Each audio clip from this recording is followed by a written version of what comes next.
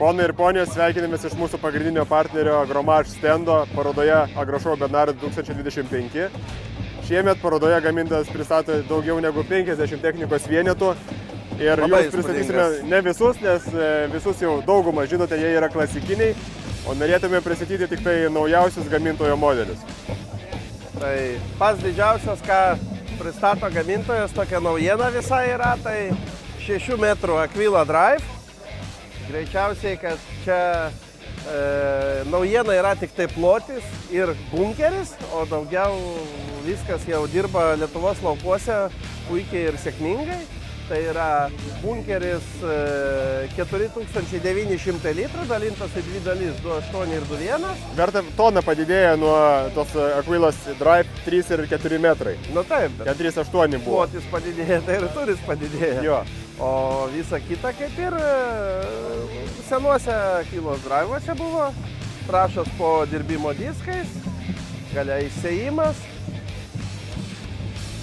Kažko tai labai naujo nėra, kaip sakant, viskas. ISO būsinė, stovės Müllerio elektronika. Taip.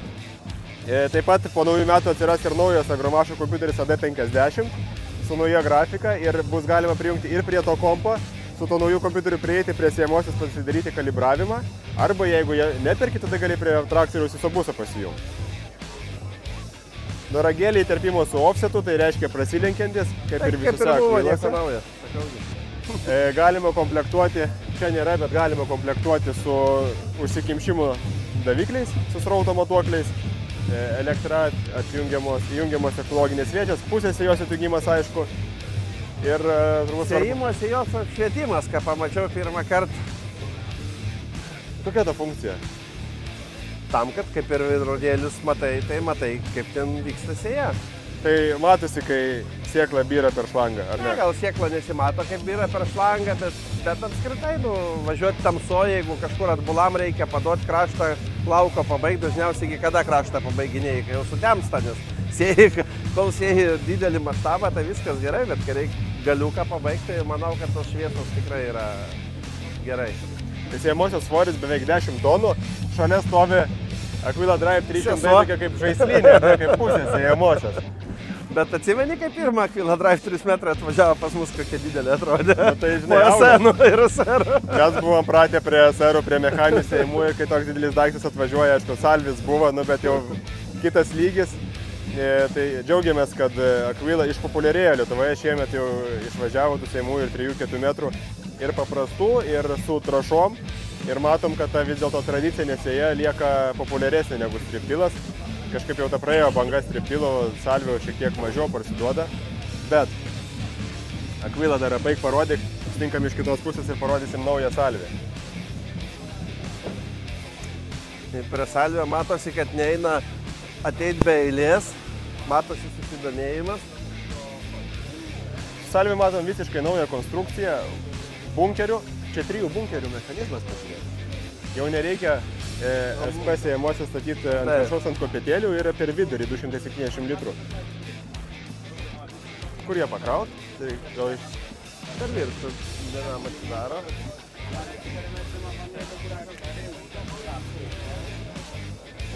Taip pat yra naujiena salvėje, ko anksčiau nebūdavo, tai yra išlyginimo ratukai.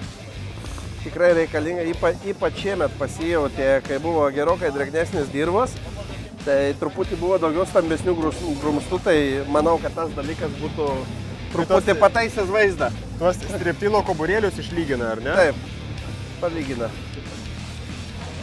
Palygina laukas visai kitaip atrodys, nes visą laiką buvo striptilerių galvos skausmas ir gėda, kai kaimynai juokėsi, sako, laukas kaip suknistas po striptilo.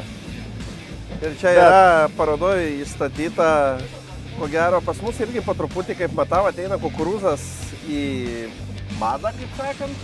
Greičiausiai, kad tas klimatas mūsų keičiasi, tai va, būtent tai yra, kad gali užpakalį, kaip sakant, dėti grūdenį, gali dėti tritaškę pakabą, gali kaip nori adapterį. Tai yra tritaškę pakaba, gali adapterį keisti ir gali 6 eilių kukurūzų sėjauką kabinti. Agromažo Falcono nepasakysi, kad labai populiarus modelis Lietuvoje, bet esam pardavę tokių, gali būti... Ir pamiršę. Jo, neturėjom visiškai jokių problemų. Visiškai jokių klausimų nebuvo. Ai, Tomas vieną kartą buvo paleisti. Taip. Tai gal verta, kaip čia atsidaro. Ten yra greičiausiai su guma. Tai čia slieginiai tie indai, ar ne? Taip.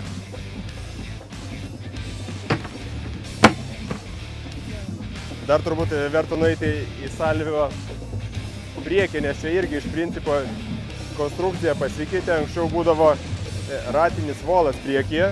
Atraminiai ratai būdavo prie užkabinimas su tas ratais. Jo, o dabar jau eina šonuose. Kažkas panašaus kaip ir ant diskinio skutiko, kaip ant Foxo gal stovi. Įdirbimas su spiruoklinė apsauga nuraginis kaip ir ant runnerio. Tai jau patikrintas daiktas, nieko čia keisti nereikia. Prapjovimo diskai. Na ir aš žinau, kad jau greičiausiai kitą sezoną viena Lietuvoje dirbsiu. Darbiniai pločiai nuo 3 iki 6 metrų pagal gamintoją. Taip. Verta priminti ir apie Aquila, kaip jis čia, Aquila Compact, ar ne šitas modelis vadinasi? Taip. Tai jeigu nepatingėsit, žiūrėkite mūsų YouTube kanalą, ten yra jau apžvalga 3 ar 4 metai atgal, kai pirma atsirado, tai filmavom apžvalgą. Dabar galima pasakyti, kad atsirado ir 4 metrų pakabinamas modelis su tuo pačiu 1,5 tonos 1500 litrų bunkeriu. Na, mamai, nemeluoju, galima... Iš tikrųjų, taip kaip pardavėm, taip ir pamiršom. Taip. Visiškai jokių klausimų nekyla. Tomai, nesumeluosiu, man atrodo, yra ir AD40 ir isobusas šitai siejimai, taip? Bet gali būti gamyklinis kompas ir isobusinis Mülleris. Jo. Taip. Tai galas čia visas toks pat kaip ir drive. Ir norėjau dar prieiti prie to galo pakabinamo. Kadangi šita kombinacija yra ganėtinai sunki, sveria virš 2 tonų, 2 tonus 200, tai nedidelės galios traktoriui jau per daug svorio. Bet tą dalyką galima subalansuoti, kabinant sėjos agregatą ant traktoriaus galo, o į karo bunkerį ant priekį. Tai gaunam dar didesnį tūrį, ne 1,5 tonus, o 1,8. Ikaras gali būti irgi su agromašo kompu arba isobusinis ir galima naudoti su mažesnės galios traktoriais. Taip. Ir greičiausiai, kad bus dar neužilgo, vakar kalbėjom, galimai bus opcija, kai turėsim Ikarę ir trašas. Ir trašas, ir tas 2 variklių, 2 užsėjimo variklių sistema. 2 įsėjimai, galėsim, aišku, tai bus dėjimas į vieną eilutę, kas dabar labiausiai yra patartina, kas deda nedidelės normas trašų. Tai čia bus, aš manau, labai puikus sprendimas nedidelėm ūkiam, kai tu galėsi turėti ir trašas, ir sėklą dedant į vieną eilutę su vienu daiktu. Apie mechaninės sėjamąsias jau daugiau nepasakosim, nes galime pasižiūrėti. Taip, čia nieko nepasikeitė apžvalgos mūsų kanaluose. Tuoj nueisim prie diskinių skutikų.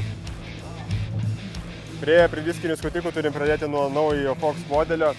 Gamintojas dar turėjo šiek tiek reikalų, kad užbaigti iki gamybinės būklės. Šlifuot, trinti. Taip, bet mūsų galva tai bus turbūt BTC pakaitilas, naujasias modelis populiariausias pagal savo svorio konfiguraciją. Čia bus, ko gero, visų modelių, 2 modelių ir BTH pakaitalas, kadangi bus nuo 4 metrų pločio. Tai agromašo šefas man sakė, kad jo mažesnis galios poreikis dėl šios rėmo konfiguracijos. Na taip, aišku, jie čia labai įdomų sprendimą padarė, kad jie dabar tą rėmą tokį universalų padaro, tai greičiausiai turėsim greitesnę gamybą, jeigu reikia. Nes Tomai gali apsisukti, už mūsų yra AUC kultivatorius, pusiau prikabinamas 5 ar 6 metrų ant lygiai to pat rėmo. Aišku, jų yra visas tikslas dėl to padaryti, kad kadangi jau planuose yra robotas, kuris virins rėmus, tai tos rėmus pleškins kai siemkės. Ir jie bus universalūs daugumai modelių. Jie bus universalūs daugumai modelių. Geras sprendimas. Viena bazė, o apkabina skirtingais tais padargais dirbančiaisiais elementais. Aišku, ir mums tai yra labai patogu, nes jeigu vis tiek parsiduos visokiausių padargų, tai gali vieną atsarginę dalį turėti sandėlį ir jinai visiems tiks. Visiems patogu. Tai svarbiausias Foxo elementas tai yra visai kitoks darbinis principas. Gal ateik čia iš šono parodysim. Gilio reguliavimas eina ne per volą, kur turi sugaudyti vėliau priekinis ir galinis ratus, o čia vieną kartą nustatai lygiagretumą. Taip. Ir visa kita reguliuojama per cilindrus ir diskų gilį. Tai toks yra privalumas. Matom naują koncepciją dvigubo volo kampo reguliavimo. Senuose turėdavom šakutę su reguliuojamu varžtu. Čia jau dabar turim traukės, kur susireguliuoja. Tai čia gerai, nes su vartais tai turėjai 3 pozicijas, kaip pasistatyti ir vis tiek negalėjai tobulai padaryti. Taip. O čia jau galėsite lygiai pagauti. Ratai pasikels, tai ir pas kitus gamintojus jau matėm tą dalyką, kad siauras volas gale ir ratai prieš jį. Tai čia gal jokio dviračio neišrado, bet tas universalumas yra patogesnis.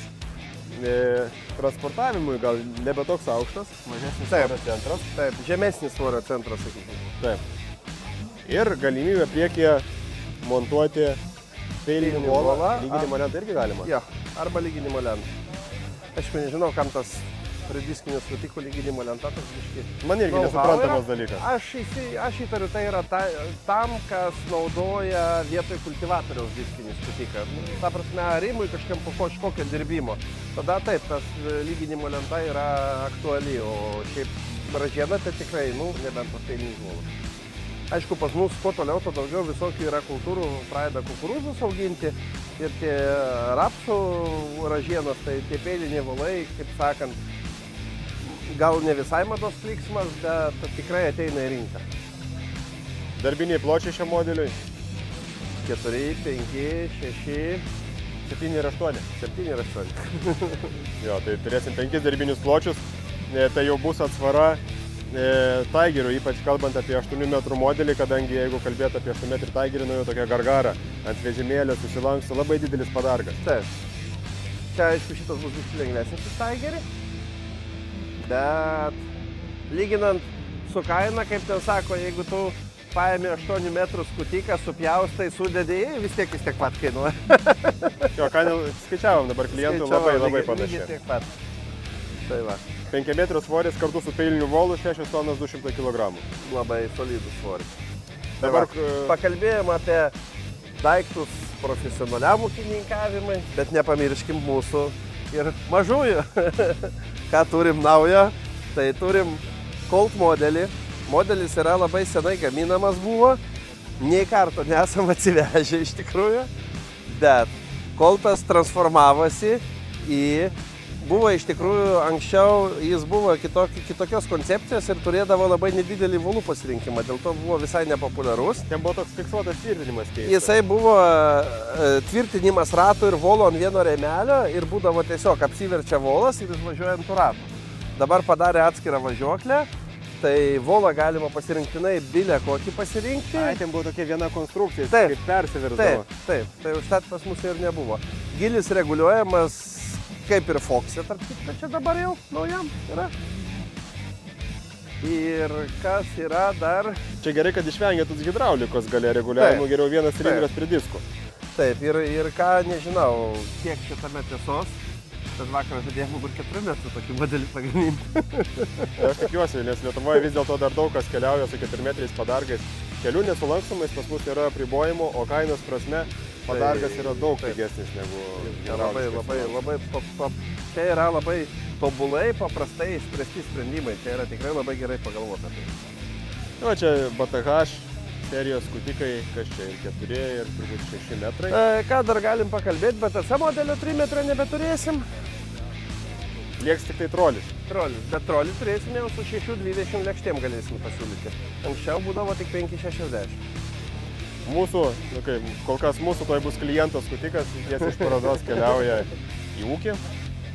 Tai čia tokia klasikinė komplektacija su tandeminiu 500 volu, agrihab guliavietėm ir 56 cm skersmens ir 6 mm storio diskais. Žinoma, metras tarp eilių, čia klasika. Čia tokia, ne klasika, jau čia papuikintas su SKF-u jau čia. Bet dažnas pas mus pasirinkimas su SKF. Dabar jau iš tikrųjų. Čia tik tai kas pasikeitė, tai priekiniai atraminiai ratai. Jo. Čia dabar jau turim tą belaipsnį reguliavimą su 2,5 stebulėm. Tai ir buvo belaipsniai irgi susirinkti, kitokia konstrukcija. Bet buvo konstrukcija kitokia. Ten buvo iš vienos pusės ta stebulė, laikančioji dabar iš abiejų labiau apgaubė.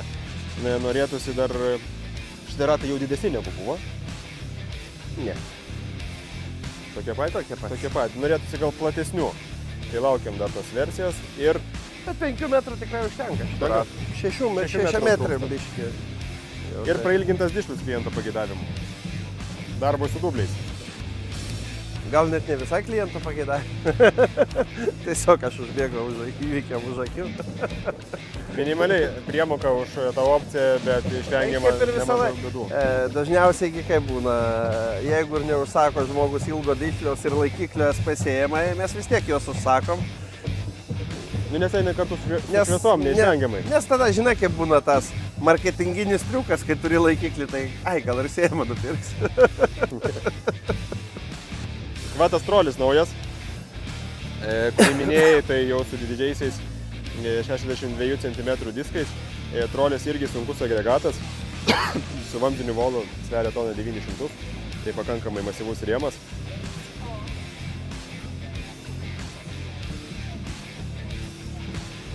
Ir Runner X3. Gal verta dar kartą parodyti, vienas iš tokių nuraginių skutikų jau dirba Lietuvoje, gal prisimeni, kuriam mieste kažkur šiaurių regione. Taip. Tai naujas sunkus modelis, labai ilgo rėmo, daug didesnio svorio negu pakabinamas 3 metrų nuraginis skutikas. Tai ilgo rėmo ir didelio pralaidumas, turėtų pasakyti. Taip, dideli aukšto profilio ratai, ilgas atstumas. Koks jis svoris? Jo svoris yra 3 tonos 400.